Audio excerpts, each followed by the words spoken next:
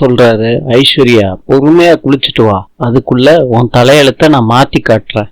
ஐஸ்வர்யாவோட போனை எடுத்து மதன் கூட இருக்கிற மாதிரி உள்ள போட்டோவா மாத்துறாரு கௌதம்.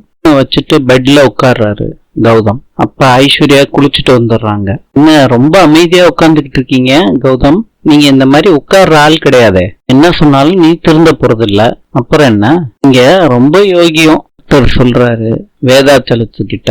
நீங்க நல்லா இருக்கதா நீங்க நினைச்சுக்கணும், அப்பதான் உங்களுக்கு உடம்பு சரியாகும். ரிப்போர்ட்ஸ பாத்துலாமான்னு டாக்டர் கேக்குறாரு.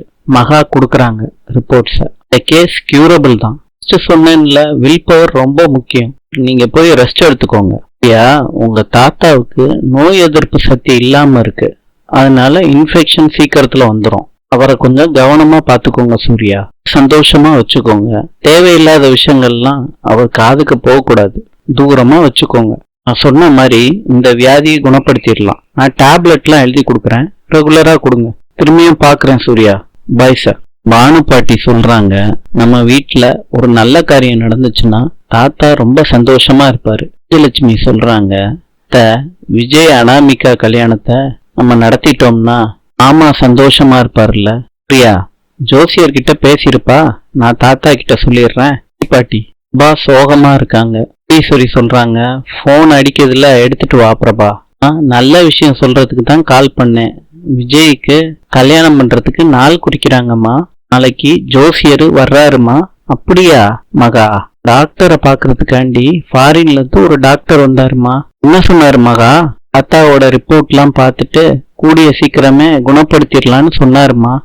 எத்தனை சாமி கும்பிட்டுருப்ப, எவ்வளவு சந்தோஷமான விஷயம். மாப்பிள்ள சமாதானம் ஆயிட்டாரா?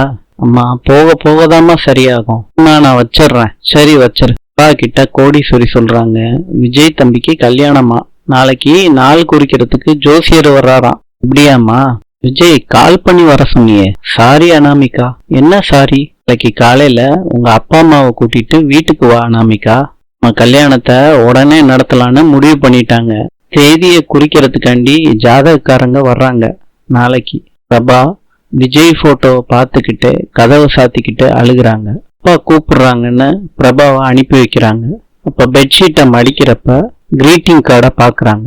பின்னாடி திருப்பி பாக்குறப்ப விஜய் போட்டோ இருக்கு. இன்று பாகிஸ்தானின் தலைநகரம் இஸ்லாமாபாத். நாளை சந்திக்கலாம்.